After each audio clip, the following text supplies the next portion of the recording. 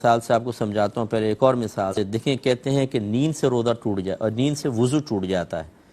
کیوں ٹوٹ جاتا ہے؟ نیند تو کوئی ایسی چیز نہیں ہے کہ وضو کو توڑ دے، لیکن مسئلہ یہ ہے کہ جب آدمی سوتا ہے نا تو استرخائے مفاصل ہوتا ہے۔ استرخاء مانے ڈھیلا ہو جانا، مفاصل مانے جوڑ، تو جوڑ ڈھیلے ہو جاتے ہیں۔ جب جوڑ بالکل ڈھیلے ہوتے ہیں، آدمی بالکل سو رہا ہے، تو ان جوڑوں کے اندر ہوا موجود ہوتی ہے، اس لیے آپ کبھی انگلی چٹکاتے ہیں، کڑک کر کے آواز آتی ہے، یہ ہوا نکلتی ہے، تو یہ ہوا موجود ہوتی ہے۔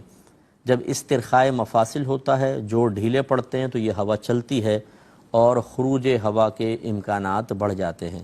اب آدمی سو رہا ہے، ہو سکتا ہے سوتے میں خروج ہوا کا مسئلہ ہوا ہو اور اس سے وضو ٹوٹ جاتا ہے، لیکن جب ایک آدمی سو کے اٹھتا ہے تو اس پر اس خروج ہوا کا معاملہ مخفی ہوتا ہے، پوشیدہ ہوتا ہے، اسے کیا پتہ ہوا کہ نہیں ہوا، تو اس لیے چونکہ وہ مخفی علت اور سبب ہے، حقیقتاً تو اس سے وضو ٹوٹنا تھا، لیکن چونکہ وہ پوشیدہ ہے، مخفی ہے، اس لیے شریعت ظاہر پر حکم لگاتی ہے، یعنی نیند پر، کہ سو گئے تو وضو ٹوٹ جائے گا۔